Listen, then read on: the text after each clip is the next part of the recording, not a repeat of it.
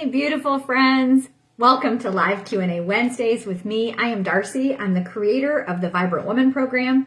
I'm a founding member of certified math method health coaches and practitioners. I'm the mom of a brain injured child who I rehabilitated with the methods that I teach. I am a woman who fought her way back from adrenal burnout, hypothyroidism, the weight gain, hormone imbalance, fatigue, brain fog, all of that stuff. I healed without a single pharmaceutical.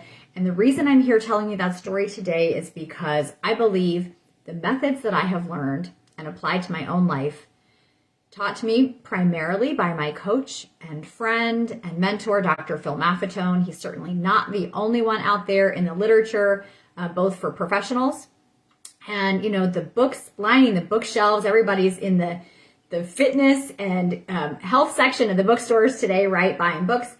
This information is making its way slowly into the mainstream. And this information is a paradigm shift, right? What we need to do to create vibrant health in our human bodies rather than what the sick care system of our societies has attempted to do, which is failing miserably, as we can see it around us. Unfortunately, we cannot continue to attack symptoms of a problem and expect to get anywhere. So everything that I've learned in my journey is about root cause paradigm, finding the root causes, not getting so attached to the symptoms and attacking the symptoms and trying to mask the symptoms of a problem, but really looking at what is causing the problem and working from there. When we do this, it's not miraculous. They're not miracles. It's very simple cause and effect, but it's so powerful. It's transformative. It has doing this led me to where I am now. I like to say that I was on the end of the spectrum. I was at illness, right? Disease, adrenal burnout. So I was there. And as I took this pathway back toward health, it doesn't stop there. When you keep living in a way that honors the needs of your body, that path continues. I found in my own personal adventure, and I'm in uncharted territory. I didn't know anybody growing up that was at the chronological age I am now that talked about feeling better every year. I never had a very good example of thriving. I mean, it's our job, I think, to go find mentors and people who can show us what's possible. What would we attempt to do if we thought it might be possible, right?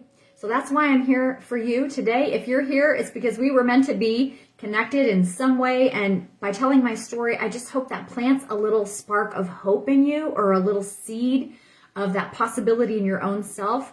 My dad would disagree, but I am not special. And I am simply here to invite us into a new paradigm of health. And that is by creating health instead of attempting to overcome disease, which never works because we're focused on the problem, the symptoms of the problem. And from there, we don't know what to do.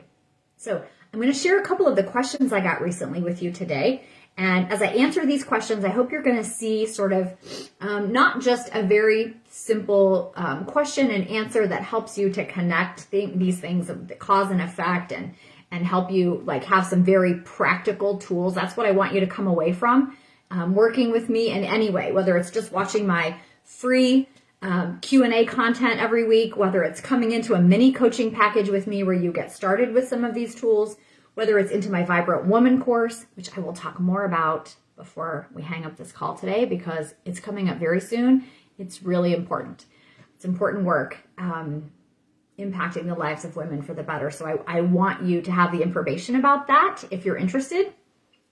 So, in any way, whether you've been hanging around here for a while or you're new, whether you are, digesting all of the content I put out or just a piece of it, what I really hope, in my heart of hearts, my deepest desire is that you get in touch with and learn to trust completely your body. Bodies don't lie. The mind will work some sneaky shit on us, right? At the mind level, it can be very confusing. We have to do both. We have to read and learn and listen and analyze, compare, rationalize. We have to do all of those intellectual things. And at the end of the day, your body knows what's best for it. Your body, the cells of your body are like co-engineering this brilliant, beautiful miracle that is you, your life in that human body. And if you think about it, everything about your life happens through your body. It's how you interact with your beloveds. It's how you express yourself. It's the way we get around in this world. We're living through this vehicle of the body. And in my experience, I don't see any reason why not to try to make that the best journey ever. Why not to enjoy it as absolutely much as humanly possible? Why not learn to listen and trust that body? Bodies don't lie. Those cells of yours know exactly what they're doing. They know exactly the pathway, the metabolic pathways to make things happen. They are building, repairing, replacing. You know, no cell in your body is older than 7 years old. Right? No cell in your body is older than 7 years old. You remake yourself moment by moment, day by day, year by year. So why not begin to do that more consciously, more intentionally, right? And with more guidance from your actual body that knows what it needs and is communicating that to us at all times, rather than from the sources outside of us who are in it not for our health, not for our thriving and our vibrancy. We know what they're in it for, right? They are in it for their profit. When they're selling you something to eat, when they're selling you something for your skin, when they're selling you something for a symptom, when they are selling you something, all of it for women boils down to this. The current paradigm teaches women they're not enough. So they convince us of all of our flaws and our not enoughness. And then they're on the heels of that, they have a solution that we can purchase. And I'm here to say, you don't have to buy your self-esteem. You don't have to buy your self-love. You can buy skincare if you want. You can buy a book. You can buy whatever you want, but you do not have to buy your worthiness from somebody outside of you who has no idea what that is. Nobody outside of you knows. All right, so here we are. I'm up on my little pedestal today preaching my vibrant woman paradigm, thinking, hey, Elizabeth, I see you there. Welcome. Good to see you. Let me know if you have any questions today. All right, so I want to get to the point and answer some of the questions that came my way this week. One of them came in the form of, I'm not sure if this was really a question or a statement. So I was in a public space eating my snack of humane pastured salami and organic cheese. And this person says to me, you're a health coach, right? I didn't take you for a salami eater. I figured you're a health coach. You probably eat lots of, nuts and grains, right? So to be a healthy person, you have to eat a lot of nuts, seeds, and grains, right? All right. So buckle in. Here we go.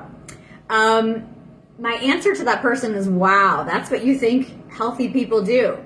Then wow. My work is really cut out for me. I have a lot of myth busting to do. And that's pretty much what I do day in and day out. I show up to do a little myth busting. We have been brainwashed with so much horrific shit in the name of pseudoscience, in the name of traditions, in the name of culture, that, no wonder we are all confused and not sure what's healthy food and what's not healthy food. So much of the answer, I'm going to play my answer card. I keep it in my pocket all the time. The answer is, it depends. Are nuts and grains healthy? Well, it depends. It depends on if you tolerate them or not. And here's the answer some of you may not want to hear. Most people do not tolerate grains, especially. So, hey, Matt, Merry Christmas to you too. Happy holidays. I'm glad you're back. Happy holidays to everybody, by the way. We're caught in this weird little bubble right between holidays, whether you celebrate Christmas or Hanukkah. I think we're day 3 of Kwanzaa right now. Please correct me if I'm wrong. And So this is a funny time of year to be talking about health and nutrition and what to eat and not to eat, right? Because we all are just taken up by the momentum of what's happening in the culture. And what's happening in most cultures on the planet today is sugar. So we are on a sugar ride right now. A lot of us starting to really feel it and feel terrible. I didn't do that to myself this year. I often find healthy ways to still get my little sugar habit in this time of year, and I didn't do it. And I'm really thankful. I'm feeling great. I'm feeling better than almost ever. And it's because, we can do these little resets. I'll talk to you here in a minute about my idea for a January reset, and I want your feedback. We need to co-create this together. We need to create an experience that's going to help folks turn the corner into living their most vibrant lives and feeling better in their bodies. But the form that's going to take for us this year, I really want a community input on that so we can make it what we need it to be. But we're in the middle of all of this, and it's not a good time necessarily to be able to just abstain. And some of us don't feel comfortable doing that either. We feel like we're depriving ourselves in some way. So again, I'm going to invite you to trust yourself and trust your body. And if you're feeling the sugar hangovers and the bloat and the headaches and the irritability, you're not alone, and it's not too late. And yes, we can do something about that together.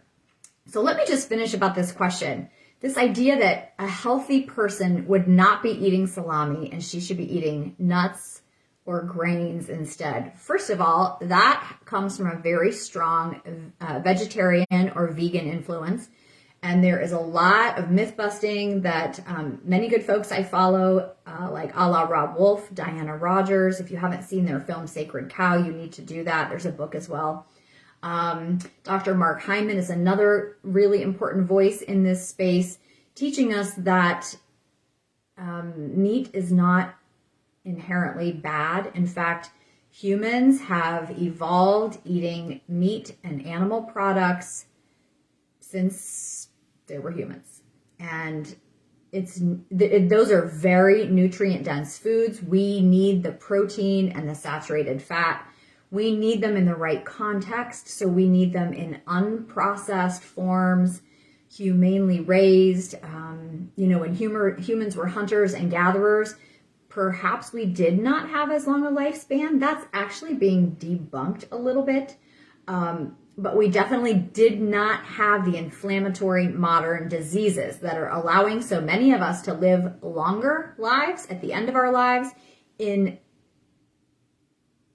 terrible shape, in disease. So we live longer with disease now. Okay? So what I do propose is that we get back to our nature, to our natural lifestyles. That doesn't mean you have to go out and forage again, although it can be fun. If you know those raspberry bushes are really raspberry bushes, and there's nothing been done to them, there's nothing funner than getting off your bicycle when you're on the trail and eating fresh raspberries off a wild bush. So I know we can't subsist on that. We've got our grocery stores, we've got our farmers markets, we've got our schedules, and we need to be able to keep up with our modern lives. It is possible to do that in a way that honors the needs of your body, which has not changed all that much since our hunter-gatherer days. Certainly has not changed to keep pace with the processed crap in our modern foods, okay? So whether it's nuts, so let me say this actually, I'm gonna back up. Eating nuts and grains is healthy, right? Maybe, if you tolerate them. Let me tell you personally, I do not eat a single nut or grain. I don't tolerate them. I'm allergic to nuts. I'm intolerant of them. I'm celiac, which is simply a label to say gluten and gluten-containing grains are not considered food by my body. They create an inflammatory response. I do not consider that a problem with me. I do not see myself as having a disease called celiac. I see myself as having a very clear, direct line of communication with my body. My body tells me within a few minutes, often, if what I've ingested is food or not. And if it's not, I have a very powerful and effective eject button. So that's how I see that label. I'm a proud celiac. I say that as a way just for other people to understand when I eat in the company of other humans, why they see me eat and not eat what I do. Because a lot of people are familiar with that. I use it by way of explanation.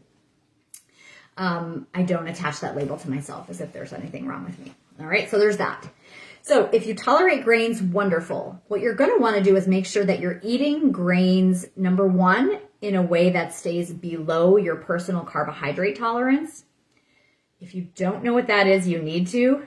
The human body evolved eating lots of natural fats, the good fats, moderate amounts of unprocessed protein, primarily animal proteins, and minimal carbohydrates.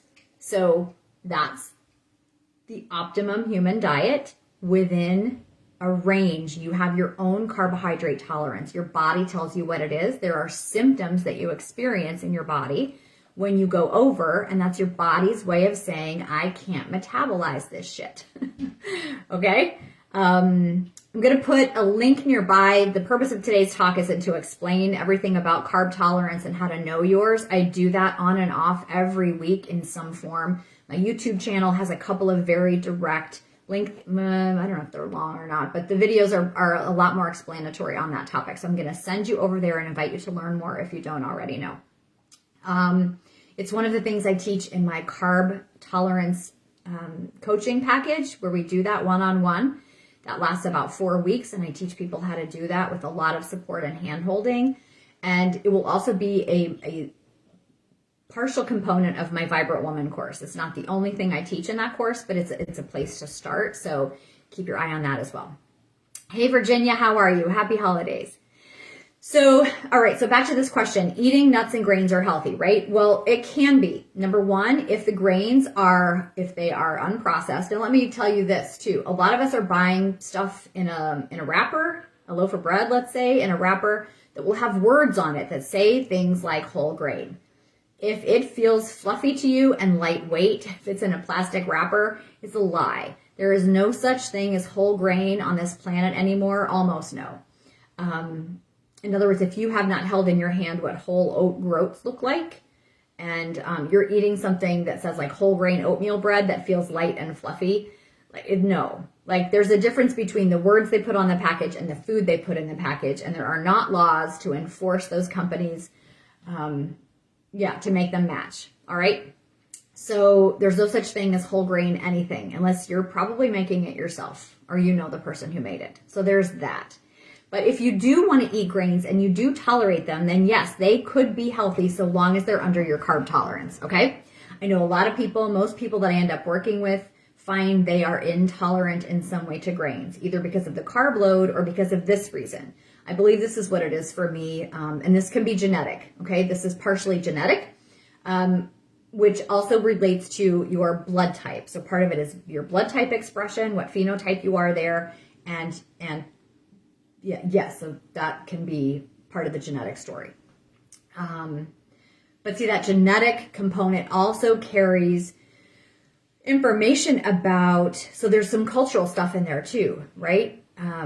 About so this is a direction I really didn't want to go. But the idea is what grains we tolerate and in what amounts can be impacted by our ancestry. All right, so keep that in mind. Now, if it's under your carb tolerance, if it's not processed, if it doesn't have a bunch of sugar added, so think about it. Grains are grass. So if you're eating grains are bitter and they're chewy and they're tough. It's grass. So if you're not eating them in that form, you are eating a processed food. And in order to make them palatable, the point of grains really was to hold a bunch of other stuff together. So we need the sugar and the water and the yeast and all that stuff to even make something with a grain. So it's not so much the grains that are bad, but the sugar that comes with them, 99% of the time. So that's something I want you to keep in mind as well. Foods with sugar are toxins to the body. They're toxins to the brain. They create disease in our bodies. Don't recommend them. If you're, like I said, if you're on a sugar roller coaster right now, you're not alone. It's not your fault. Stay close by and keep your ears open. Next week, we're going to start working on this together. Okay. I'm going to support you. All right, so are they healthy though? Well, part of this is a myth. This is a myth passed through our culture, through our agrarian culture. When humans began to settle down in agrarian communities and farm, we had far more, we did have more food stability. We had more social stability. We had a lot more power of influence over what foods we were going to cultivate and grow. And we are descendants of that culture today in the modern world in most places. So it really depends on then the balance of those macros that those grains are falling into, and if you tolerate them. The problem though with grains, legumes, and nuts, some nuts to some degree, is that they contain these particles, like part of them are, it's in the lectins. They create permeable gut. Has anybody heard of that? Leaky gut. It's because of the way that they are, they're bred. They have these, again, this is a pathway I really don't want to go down in all these details. Of course, I do want to go down in all these details, but there's not time. Just suffice it to say, and you can learn more. If you want to know more about this, always come in my DMs. I'm happy to share book links and information where I've learned some of this so that you can learn too. But suffice it to say, grains, legumes, and nuts are related in a certain way, and they contain particles that erode the lining of your small intestine and create what we call permeable gut or leaky gut, which then allows proteins are primarily the biggest problem. When they allowed food particles to escape out into the bloodstream without being fully broken down into their amino acid building blocks, which can be used by the body, they escape as unbroken down proteins that are identified as invaders. And this is the start of autoimmune disease problems. It's the start of food allergies because it jacks up the immune system basically, which depletes your resources in other ways, causes inflammation, and causes extra stress in the body. So this is why somebody like me, I have really, because I have healed my body from this and I have stayed healthy, my way of healthy, listening to my body, which is what I encourage you to do, listen to your body. I have allowed this healing to happen, and I have stayed healed for so long that if I eat something that I don't tolerate, my response is very acute. Okay, it's not long, slow, chronic response that tends to be hard to figure out the cause. My response is really acute. And so that's what happens when people begin to heal. The women who come into my program and they abstain from some of these foods that they suspect could be problems, and they allow their body to heal, when we do a retrial, we tend to see a stronger reaction, which doesn't mean they're worse. It doesn't mean you're worse to have a stronger reaction. It means you're better. It means your body's able to communicate that very, very clearly to you, and you get the idea, okay, not food, right? Because we're eating a lot of things that are not food. So back to the question, why would I be eating salami and cheese if I want to be healthy and not nuts and grains? Why is that so confusing to someone who knows I'm a health coach and talks about thriving and vibrancy and health so much that I would be eating that? Well, let's talk about it. First of all, that salami was, yes, a little bit processed, but it was humanely raised and locally processed and made in small batches. So there was nothing toxic in there. There were no preservatives. There were no chemicals. That animal was lived a healthy life until the very end. And then that meat, see, meat is very nutrient dense food, y'all. We tend to think of meat as just as a source of protein and that we have to get our nutrients from all the other plant-based stuff. Well, yeah, we need to be eating a lot of plants. I don't necessarily condone plant-based. That's usually a key word for saying we've processed a bunch of this shit to the point that it looks like something besides a plant now. Don't do that. Just eat plants in their natural form, good healthy plants in all their colors, grown in good soil, full of nutrients, micronutrients that your body needs to build, heal, repair itself, okay? So those nutrients are also present in meat. That pig ate those nutrients and they went into that animal making its body, and now I eat that. Nothing wrong with that, as long as it's humanely raised. True story. We evolved for a very long time in our hunter-gatherer societies with very nutrient-dense animal-based products. And they're full of protein and healthy fats. That's saturated fat, actually. Saturated fat is not bad. It's not what clogs your arteries. It's sugar that causes the plaque that takes up the space where your blood flow should be. And the research shows this. So why is it that there are so many myths? Why is it that people think fat is bad and grains are good? Why do people think eating meat is bad and that the only way to be healthy is to eat nuts and seeds? Well, it's propaganda, number one, and it's just myths, number two. And so what we really have to do then is spend time with people who are, number one, living a healthy, vibrant life, who know how to decode those messages from their body so that we can talk about these things. So we can talk about, what are the symptoms of having foods you don't tolerate in your life? Well, things like headaches and lethargy and weight gain and bloating and allergies. All the modern diseases point us in that direction. If you live in a body that's not thriving, it's because we're doing something to that body that it's asking us not to do. It really is that simple. I don't know if you can hear that or not. So we need to get back. See, science is simply a tool. It's a system of questions and answers. And you'll never get answers to a question you're not asking, right? Because even if you do, you can't hear them, okay? So we just need to start asking questions that will take us into root cause. This is the new paradigm. Ask questions that take us into the root cause, all right? Now, so what I love to do with folks who come in close and work with me in my coaching programs, I like to share a lot of this information. So I like to share articles and books and research so that, number one, you can experience what your own body is telling you. For a lot of us, when we stop eating the things that are hurting us, like the sugar, for a lot of us, it's grains. It's definitely highly processed foods and foods that are over our carb tolerance, foods that are full of artificial ingredients. I call them food-like products. It's not really food. That's the very first thing we do in my Vibrant Woman course, is to redefine food for each of us. What is the definition of food and how do you know? And then we make a plan to only eat food. And it's radical. It's a radical thing to do in this modern age. And if you're caught eating food by somebody who knows you're trying to be healthy, you're gonna get what I got the other day, which is a whole bunch of, what are you doing eating salami and cheese when you should be eating grains? Because I thought you were healthy. So it's a bunch of myth busting, starting with listening to your own body and how does it feel? How does it sleep? How's your hormone balance? How's your cognition? How's your memory? How's your mood? Are we stable? A healthy brain, well, let me say it this way. An inflamed brain cannot think hopeful, creative thoughts. It's impossible, right?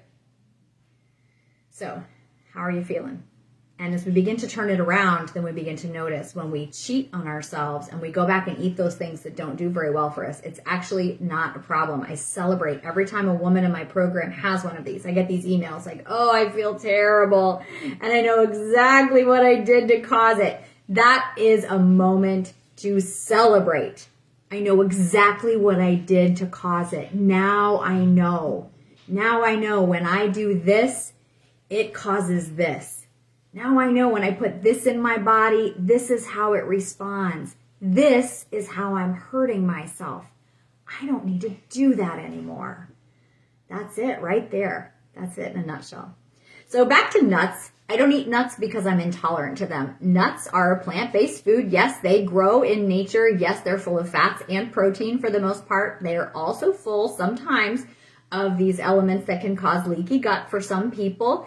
They are also full of, so the fat ratio there, we can get a little bit carried away with nuts sometimes. This has a lot to do with those of us who have anxious eating. I know I definitely did. This is how I found out about my nut intolerance, is because I went low carb and I replaced all of the chips and pretzels and crackers and all that shit that I was eating, crunching. I replaced for nuts that I was crunching, and then I was overeating the nuts, causing a problem for myself. Anybody else have that? So nuts can be good if you tolerate them. I really recommend that we use them as a snack or as a treat because of their potential to kind of get into that crunching addictive phase for some of us, the unconscious eating. They're very nutrient dense and calorie dense. So you've never heard me talk about calories, counting calories. The only thing you've ever heard me talk about is calories of what? Because it's not about how many calories we eat and how many calories we burn. It really is about resetting our metabolism to reflect the natural evolution of a human metabolism. We should have a primarily fat-burning metabolism, and sugar burning in extreme cases, like for intensity, for climbing that tree or outrunning that tiger. In the modern world, our stress has us, and our food has us with a sugar burning metabolism. So this is what my program does, is it helps to shift us back to our natural fat burning metabolism. And we do it by amping up what's called the aerobic system. A lot of myth busting around that. Often when I say the word aerobics, people tend to have images of Jane Fonda classes or the stuff that people are calling cardio these days. And yes, we need to get our heart rate up, but only to a certain intensity. Over a certain intensity, you actually end up with a sugar burning metabolism instead of the fat burning that we want to do. So again, I have other videos where I go more in depth on that specific metabolic shift and how to achieve it. Of course, my program, if you come in for coaching or into a course, you're going to get all of that in far greater detail and with the hand holding that you need to personalize it. Because just like this nuts and grains question, like, is that healthy if you tolerate it? Is it healthy? Up to your carb tolerance. And I'm not here to tell you your carb tolerance should be 25 grams a day like mine. I'm here to tell you your carb tolerance should be up to where you see symptoms of carb intolerance. And you know, the easiest symptom to measure, which leads us into the next question today, is your waist measurement compared to your height. Your waist circumference should be less than 1/2 of your height. And if it's more than that, that is one of the easiest and most simple ways to begin to diagnose CI, carbohydrate intolerance. And not like that's a disease or a label that someone needs to wear. It simply is, we all have CI. Like, there is a certain amount of carbohydrate that you cannot metabolize. Anybody. And when we put excess carbohydrates in the body and the body cannot metabolize them, then we see the symptoms of the body struggling to do that. And a lot of those symptoms we ignore until we get a blood test from somebody that tells us, oh, now that symptom puts you into this box with this label. Now you have insulin resistance. Now you have prediabetes. Now you have PCOS, polycystic ovarian syndrome. Or now you have endometriosis. Or now you have diabetes. Now you have dementia or Alzheimer's. These are all names or labels for symptoms in the body that the body is trying to say, I'm struggling to metabolize this carbohydrate load. It really is that simple. And research is telling us. It's fascinating. Love this shit. Okay, so I've got a golden retriever that needs to get outside and get a walk. We all need to get outside and get our bodies moving. I want to take another couple minutes then to tell you. So this waist circumference to height measurement is it's more simple, and it's a more effective tool than what the mainstream is using, which is BMI, body mass index, your BMI. BMI is slightly more complicated, right? It considers your weight to your height, and it considers your gender, or your sex and your age categories, and it basically comes up with a number then that has a range that fits you into a box with a label. So you either have a normal BMI, which tells you you are at a healthy weight, or you have a low BMI, which tells you you're not at a healthy weight, you're underweight, or you have a BMI that tells you are overweight. And those have subcategories of, right? I just saw the recent, what are the words? They're calling it obese, morbidly obese. So there's a few different categories of obesity, okay? So everybody's familiar with BMI probably, right? Here's my question.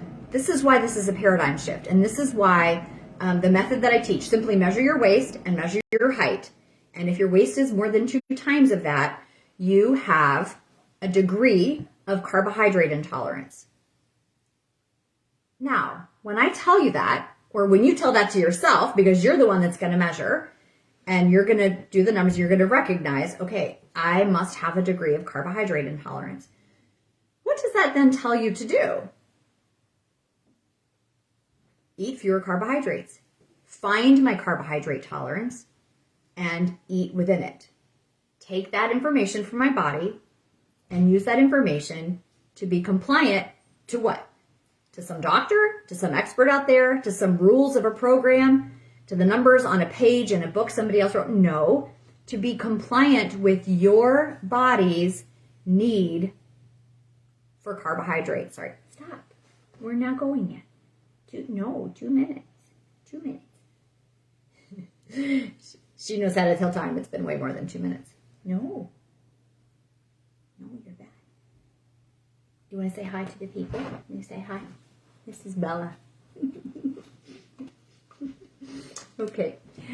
Bella's the brand representative for Vibrant Woman. Yeah, she doesn't take any crap. When she needs to pee, she pees. When she wants to run, she runs. She sleeps real well. That's what we should all be doing, is more like Bella. So I'm going to take her out in a minute. But here's the deal. The reason that I find BMI extremely unhelpful. So let's say you find your BMI and now you have this number.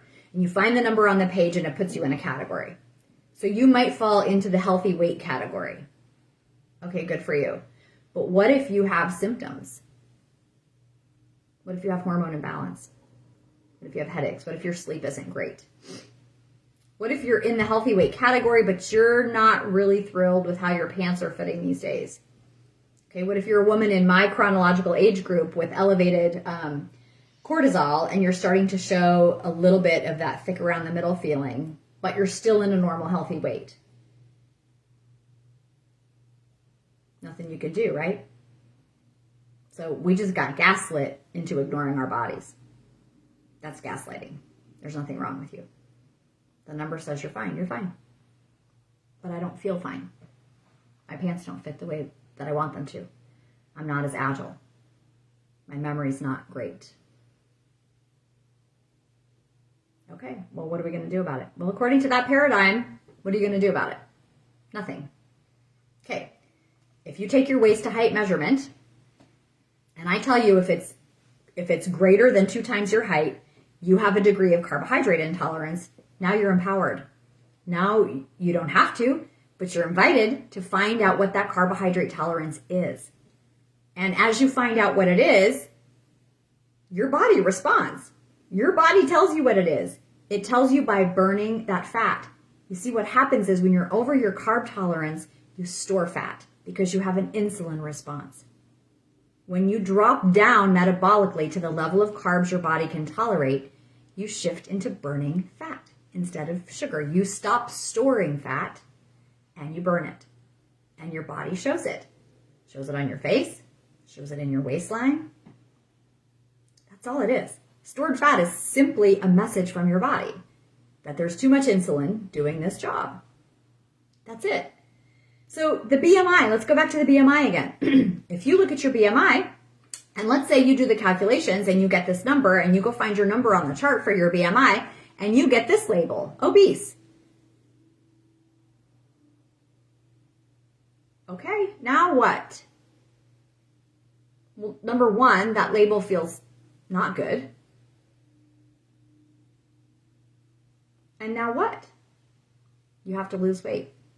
Okay, how do I do that? Eat less? Exercise more? Do you see anyone doing that really works in the long term? Eat less of what?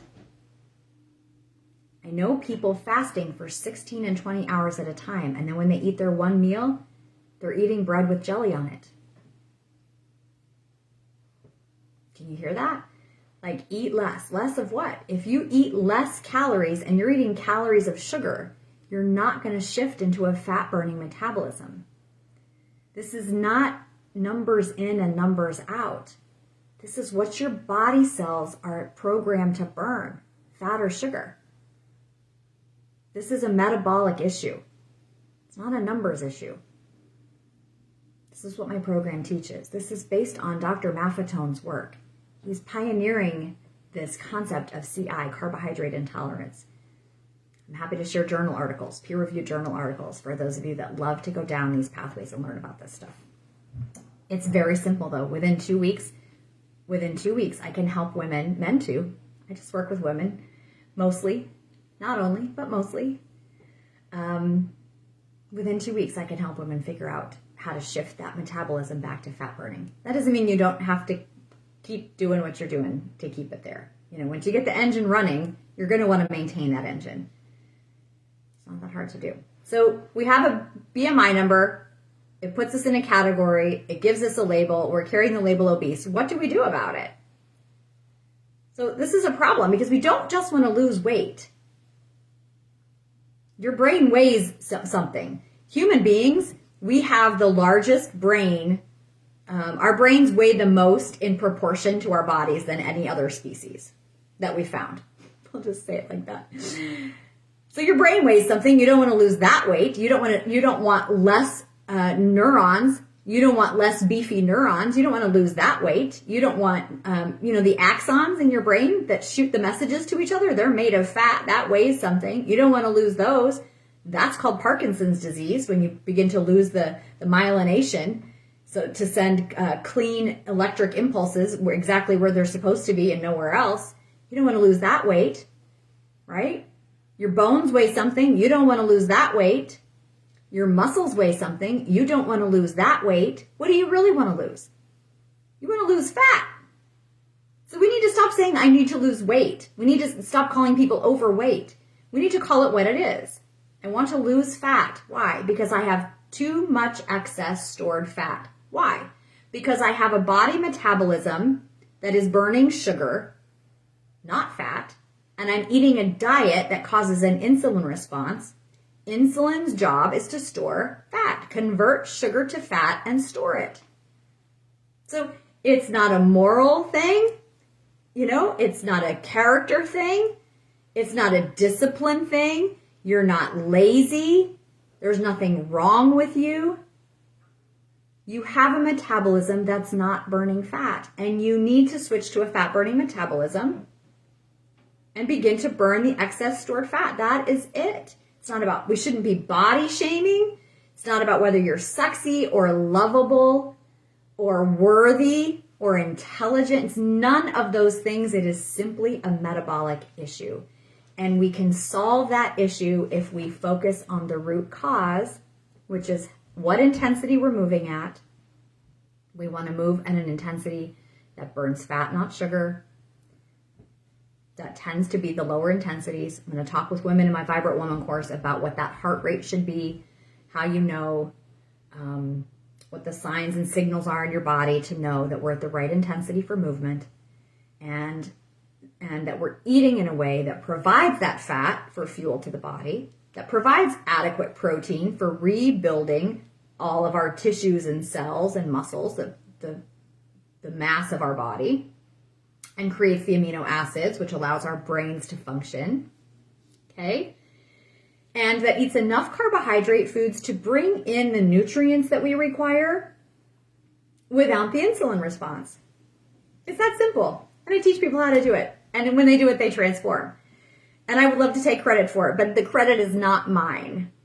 It's just nature. It's just the way we evolve to be. And when we get back to that, and we do it by questioning all the thoughts from the advertisers, from the corporations, from the culture, sometimes that even includes from our family, our mother-in-law who's making, pasta salad again this week, whatever. It's okay. It's okay. And that's, a lot of women in my program get frustrated because their husband is eating that way and he's not sick. Okay, but he also doesn't have the delicate symphony of hormones that you have. He may not have the exact same genetic components that you have. And he may not have the same stress load. Over the last couple of weeks, I've been talking about stress load for women, what that does to our metabolism, what it does to jack up the insulin response and to sugar cravings. And some of us are caught in this spiral. So that's something that I've been there. And I found my way out of it. And it's not like a once and done. It's a way to just live in this body. And it's something that I do, I'm very conscious of. And so it's my pleasure and my honor to coach other women to look at these root causes and to get this on the right track with the momentum going the right direction for their own selves. Okay. So I hope that answers some of the questions. A little myth busting about, when people say like, is this food healthy or is this food not healthy? Typically so I advocate for real food, right? If I could kill it and eat it, I eat it. If I could pick it and eat it, I eat it. Anything else with, depending on the level of processing and what's been done, I tend to call those things food-like products, not food, and I don't eat them. Whether it's healthy for you or not is for you to decide based on how is your body responding. Okay, so that's for everybody to decide. Mostly if it comes in a box or a bag, I tend to say, let's find whole real food. Let's fill up on that stuff first, okay? And there's some exceptions for sure. So that's where we need to start. But if a food is good for you, may not be good for me, doesn't make it a good food or a bad food. It simply makes it not food for me, and maybe it's food for you. And I encourage everybody to really tune into their body before they decide this, and not to assume that, yes, some people are healthy as vegetarians. I could not be. Okay, so we're all different, and this needs to be applied. These universal principles need to be applied to every woman's body with all of these different factors involved. Okay, so that's the first thing. The second thing is meat's not bad if you tolerate meat, and if it lands within your value system to do so, then definitely seek out, as humane sources of meat as you can, and get those nutrient-dense foods to get your protein and your fat, okay? Dairy is a question mark for a lot of people. I do dairy sometimes. It's a question mark for you. If you tolerate dairy, good for you. And then BMI, what I want you to understand is that just getting a label doesn't help us solve the problem. And that's what our current paradigm is so good at, labeling things. I mean, that's what, right? So you could get a number and you get a label. You're obese or you're not obese. But what does that have to do with your metabolic health? What does it have to do with how you wait, if you wake up with energy every morning or not? These are metabolic questions. We got to get your metabolism back on track. The body knows what to do. Your cells have the blueprint for a fat-burning metabolism, for an efficient aerobic system. See, the other word here that we're seeing in the literature is the real word is aerobic deficiency. It's the aerobic system of the body that's inefficient. We need to turn that around. I talk more about that. There's a few other videos I've done recently. Go look at my YouTube channel. I'll put the link nearby, and you can learn more about aerobic efficiency and deficiency and what that aerobic system is up to and why it's so important that you pay attention to yours and take care of it, okay? So that's nearby. But yeah, our current paradigm is so good at labeling symptoms of problems. And the problem with that is that those labels don't give us an obvious next step for what to do about it. So if you measure your waist to height and you find that it's more than double, you have a degree of CI, carbohydrate intolerance. That tells you right there what you need to do. Get within your carb tolerance. Figure that out. You get a number with your BMI that gives you a label obese, you're stuck right there with that label. Now what are you going to do? That's why it doesn't work. The exact same thing happened with my daughter with her brain injury. If we know that she has hypersensitivity to sounds because the temporal lobe of her cortex or her midbrain is not doing its job of filtering sounds correctly and interpreting sounds with appropriate intensity and meaning. Okay, well, as I just said it, right? You're like, okay, well, if that's the problem, then you fix the problem. You teach the midbrain how to do its job, which is to censor and filter sounds. Turn this one up. If you're in a bus station or a mall or a busy family, just like me right now, like I am paying attention to you. My midbrain allows my vision and my hearing to focus on you. I'm ignoring this input over here. She's scratching and whining a little bit and pulling on me, but my midbrain dials that down, dials this up, so I have appropriate attention. Okay? But if you're a kid in a classroom and your midbrain can't do that and everything's coming in full force, you're going to go a little crazy.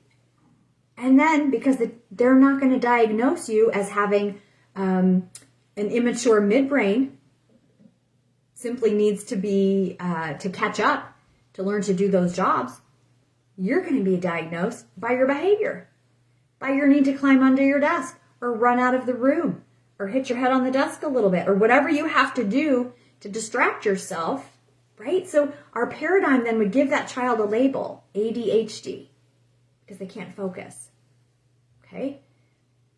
Well, my daughter didn't get that label. We stepped outside of that mainstream and we went into a root cause paradigm program. So instead of a label, ADHD, that tells me what she can't do, I already know what she can't do. Let's find out why and fix that. Well, she can't focus appropriately because her midbrain is not developed.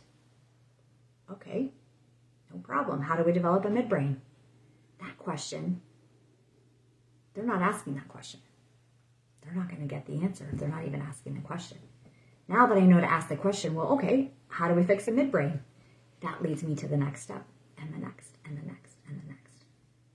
So I hope you can hear that. I hope that's landing on some of you in a place that makes you begin to question what you're seeing in the world around you, what you're noticing in your very own body, what parts of the culture we just need to start pruning and letting go and leave behind us as we focus in on what's really important, which is how your body and brain feel every day. And you connecting cause and effect. And you can do it. I know you can, because I did. And my dad would disagree, but I am not special. I'm just a woman who pays attention to cause and effect. And I live there. And I'm so delighted you have spent this time with me. I hope this helps. What I want you to do now is to, number one, if you're not already following me, please follow. If you have not yet been to my YouTube page, go over there and subscribe as well. I post these replays there every week, and I try to make the titles as specific as possible so that you can learn all about these topics that I'm teaching in this paradigm shifting program that will teach you how to have thriving, vibrant health in your own body. It's not a trick. It's not a miracle. It's simply paying attention to cause and effect, okay? What we find is that it's a lot easier to make the changes that are often required for that with community support, which is why I want you to do this now. Head over to my website, darcyhawkshurst.com, and go to the contact page. If you're not already subscribed to my e-newsletter, it's free. Comes out about once a week, often has recipes that, people, just like we talk about what to eat, what not to eat. I share a lot of you, I share what I eat and what I don't and why, and recipes and ways to replace the things that we're going to miss when we give up, the higher carb diets and the sugar and all the junk. There's some of that culturally and for our soul, we need a connection through food. So anyway, I love to share recipes and hacks for how to make these toxic and unhealthy foods into a healthier version of themselves so that you don't have to feel deprived as you are changing your life and your habits to become more healthy, okay, and vibrant in your body. So anyway, come get on my newsletter list. Those people are going to be the first ones to know when I open registration for the Vibrant Woman course coming up here in a couple of weeks. It will kick off again at the end of January. It will be a 9-week course this year based on feedback that I got last time, that it moved a little too fast. And when people can't keep up with the content, then they feel discouraged and a little left out of the group. So this week we have reorganized the course so that it has implementation weeks built in. So for example, when I talk about nutrition and carbohydrate tolerance, there will be time to digest that information, to implement that information, and to take a little time before we move on to the next topic, which will be movement, and then it'll be sleep and stress. So there will be implementation weeks. A 9-week course this year. Every week you're going to get some pre-recorded content from me, like a class, recording of a class come out for you to watch that whenever you have time, to watch as many times as you need to stop and replay or take notes as often as you need to. Those courses, the master classes, are not live this year. But what's live instead are going to be the Q&A sessions. So you get to digest the recorded content on your own time, and then pick one of 2 live Q&A sessions with me every week to show up and meet your classmates, your journey walkers, those of us who are going to walk this journey together. You're going to get to meet those women. You're going to get to ask me your questions.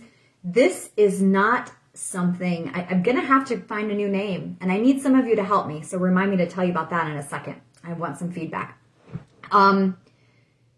This really shouldn't be called a course, because I don't want to give you the idea that it's something just to learn and know about. It's not enough to just know it. You have to implement it. You have to give it a try.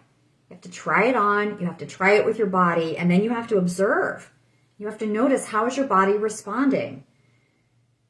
We're going to have to adjust the heart rate that you're exercising at. We're going to have to adjust how many carbs you eat. We're going to have to adjust, sleep schedules and where some of the hidden stressors are in your life. Like, we're going to have to do this work. We're going to have to do it. And we know that women were wired to thrive in communities. We need each other. We need each other's feedback. We need to listen and learn from each other's wisdom and mistakes and trials and errors and experiences. So recorded content on your own, live Q&As in community to implement this stuff. You can't just know about it. You've got to be able to start doing it. Okay? So that's what this is about. There will also be some other goodies that come along the way. There will be a couple of bonuses from other embodiment experts. I'll share that information very soon when I get the sales page and the web page ready. You can see most of the details are there. It's last year's course page on my website now under the Vibrant Woman course, but that's the bones of it, the basics of it. So if you're curious, take a look at that and know there's a new one coming, and the registration will be open here in a few weeks. But listen, in the meantime, I'm still looking for 2 women to help me with some of this feedback, with some of the brainstorming, with a little bit of sort of trying some of these things and then letting me know how it works, so that I can continue to tweak this and make this work the best form it can be to help the women it's meant for. Okay? If you think you might be one of those women, you'd like a few extra perks, you'd like a $300 discount on the course, you'd like to work more closely with me during this process, then I invite you to send me a DM or an email at connect@darcyhawkshurst.com, and let's talk about it. I've got 2 spots left for women I'm looking to join my feedback circle, okay?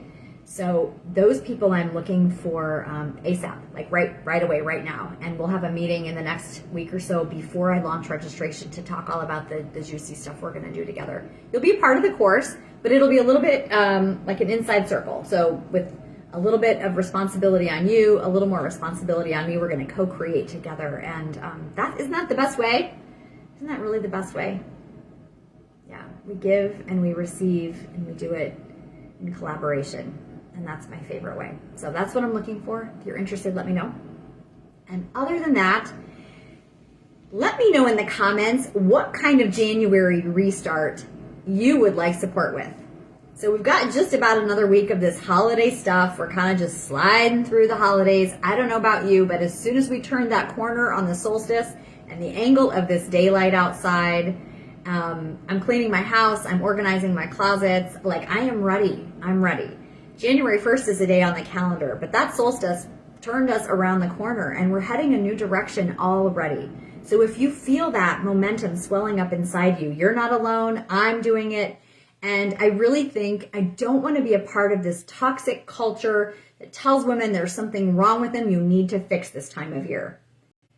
That you need to get on a treadmill and run your fat off.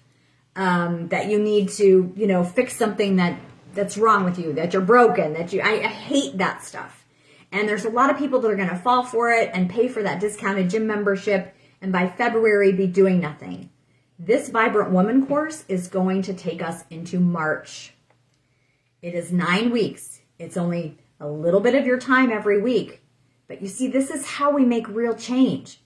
A little bit at a time, consistently, over time is how we see real results. It's how we create new habits. It's how we rewire our brains and our taste buds and our metabolism, okay? And I want you to do that with support.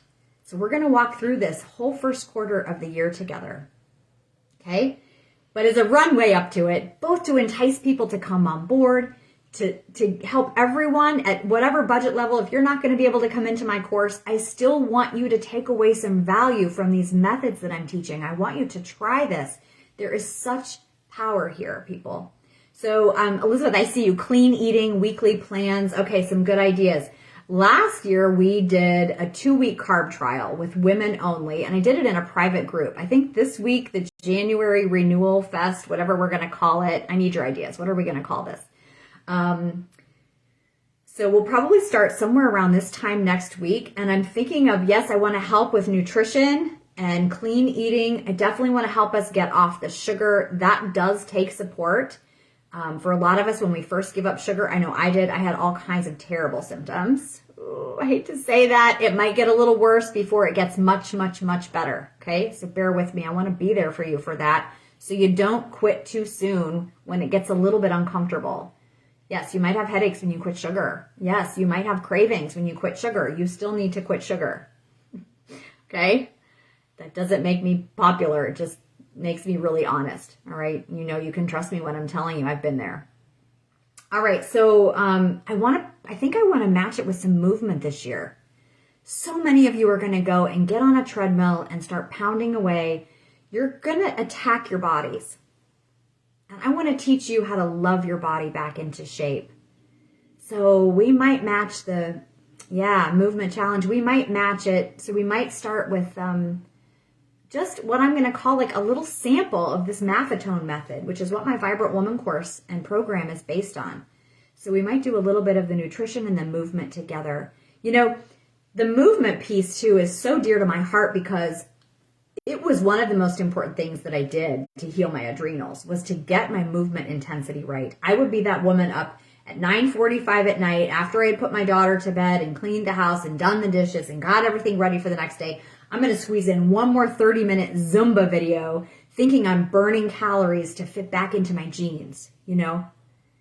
Wrong intensity, wrong timing, wrong for stress and sleep and hormone balance. Like, I really want to help bring this movement intensity piece to the forefront because so many of you are going to get out there and like hit it hard, you know, and we want to build muscle. And all of this needs to be done with respect to the aerobic system. So I got a lot of women following me who are overtraining. We're going to slow you down. I got a lot of women who were where I once was for a while, and the family I come from tend to be pretty sedentary. So for all of us, we need to start moving. But going from sitting on the couch or at your desk, sitting in your car, which is what I did for so many years, commuting, we have to be careful that we do this at the right intensity. So yeah, I think we'll do a movement challenge and we'll add some nutrition in. We'll do a little mini MAF method. So I want to simmer on that.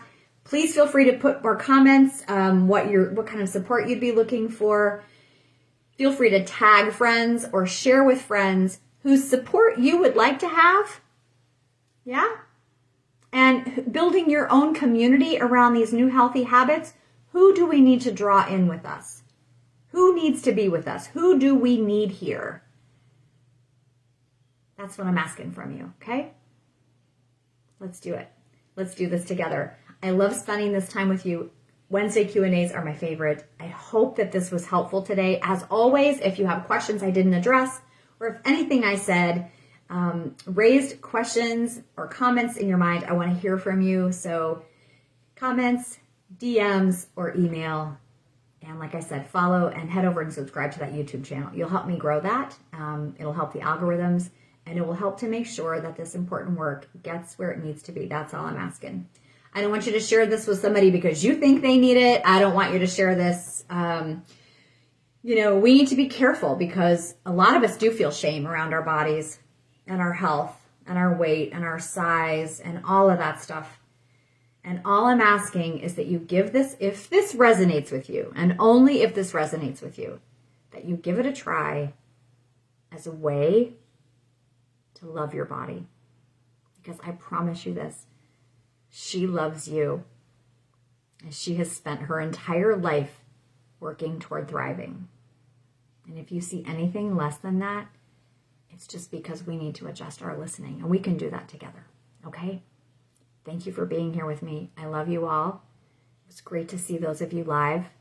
And I look forward to seeing you in my inbox soon. Okay. Happy holidays. Happy New Year. See you soon, beloveds. Thank you.